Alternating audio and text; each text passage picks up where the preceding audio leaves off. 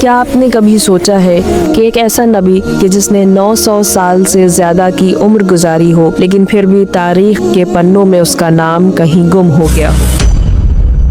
ہم سب آخری نبی سے محبت کرتے ہیں، لیکن کیا آپ نے کبھی سوچا کہ وہ نور حضرت آدم سے حضرت خاتم تک کس طرح پہنچا؟ قابیل کو گمراہ کرنے کے بعد شیطان یہ سمجھ رہا تھا کہ آدم علیہ السلام کی نبوت کا چراغ بجھ گیا۔ کیا سچ میں شیطان جیت گیا؟ آج ہم تاریخ کے وہ پنے کھولیں گے جہاں ایک نبی نے سب سے پہلے شیطانی سازشوں کے خلاف دیوار کھڑی کی۔ یہ کہانی ہے ہبت اللہ کی جو اللہ کے طرف سے تحفہ بنا۔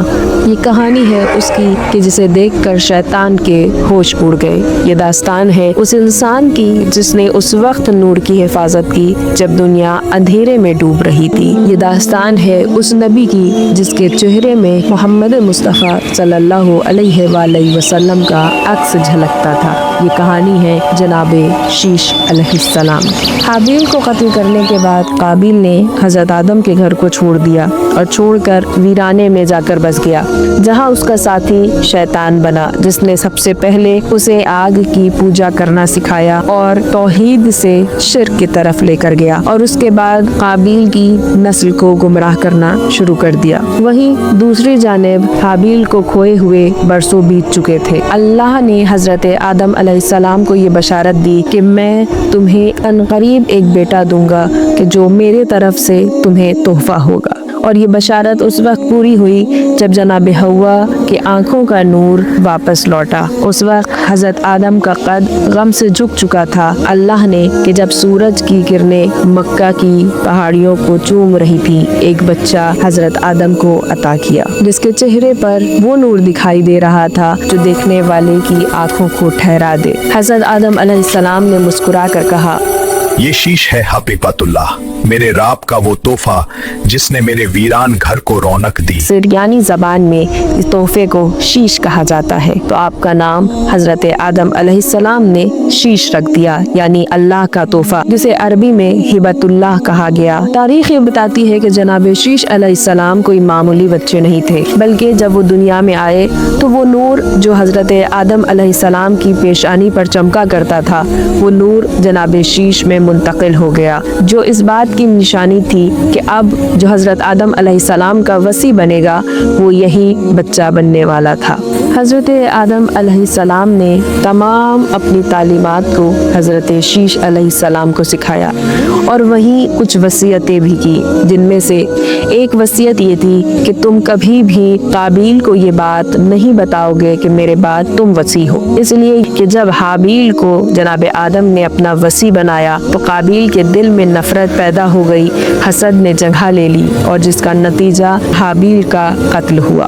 حضرت آدم علیہ السلام نے حضرت شیش کو یہ وصیت کی کہ تم اس راز کو چھپا کر رکھو گے جب تک وقت نہ آ جائے، اور جو آنے والے زمانے میں تم اپنے بچوں کی شادی قابیل کی نسل میں نہیں کرو گے۔ زمانہ گزرتا رہا، ایک مدت کے بعد حضرت آدم علیہ السلام اس دنیا کو چھوڑ کر چلے گئے۔ یہ تاریخ کا پہلا ایسا جنازہ تھا جسے صحیح طریقے سے غسل و کفن دیا گیا اور دفن کیا گیا۔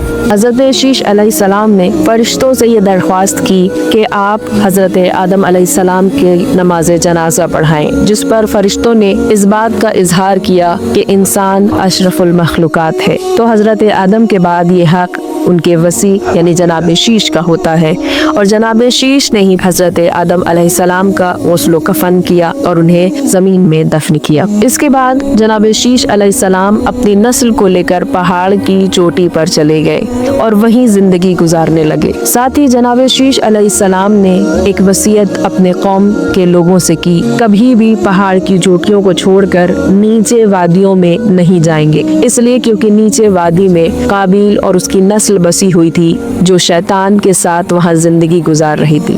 حضرت شیش علیہ السلام کو اللہ کے جانب سے وہ علم الہی ملا کہ جس میں تمام چیزوں کے راز پوشیدہ تھے۔ اللہ نے ان پر 50 صحیفے نازل کیے۔ سوچئے 50 ایسی کتابیں جن میں اللہ نے ہر وہ راز بتا دیا جو قیامت تک آنے والا تھا، اور یہی وجہ ہے کہ حضرت شیش علیہ السلام وہ پہلے شخص تھے جنہوں نے کعبے کی دیوار کو مٹی اور پتھروں سے से जोड़कर वो शक्ल दी जो आज हमारे सामने मौजूद है, और काबे पर गिलाफ चढ़ाया, कलम बनाई और कलम से लिखना सिखाया, लिबास बनाए और लोगों को सही तरीके से लिबास पहनना सिखाया, साथ ही तारों के निजाम को बताया। उन्होंने ही जमीन के खजानों से सोना और चांदी निकालने का हुनर सिखाया ताकि इंसानियत एक निजाम पर चल सके। वो पहले ऐसे तबीब बने जिन्होंने जड़ी बूटियों से बीमारियों का इलाज करना सिखाया। तारीख बताती है कि हजरत शीश अलैहिस्सलाम ने 1000 शहर बसाए और उनमें कायदे और कवानीन बनाए। हजरत शीश अलैहिस्सलाम की नस्ल तौहीद, ईमानदारी, अदालत, इंसाफ के साथ काम किया करती थी और साथ ही इबादत में अपने वक्त को गुजारा करती थी। वही दूसरी तरफ काबिल की नस्ल शैतान के साथ जिंदगी गुजार रही थी। शैतान ने पहले उनसे उनकी इबादत को दूर किया और फिर उन्हें नाच गानों में डाल दिया। शैतान ने पहली बार बांसुरी और ढोल बनाया और उनसे ऐसी आवाजें निकालने लगा जो इंसान को मदहोश कर देता था। वो ऐसी सुरीली और नशीली आवाजें निकालता कि लोग मदहोश हो जाते। ये तारीख का पहला फहाशी का अड्डा था। शैतान ये चाहता था कि शीश अलैहिस्सलाम की पाकीज़ा नस्ल कि जिसे जनाब शीश ने नीचे आने से मना किया है, उसे किसी भी तरह नीचे वादियों में बुलाया जाए ताकि गुनाहों में डुबाया जाए। शीश अलैहिस्सलाम ने अब खुले अल्फाजों में खबरदार किया, ऐ लोगों, उस म्यूजिक की आवाज को मत सुनना, वो जहन्नम की पुकार है।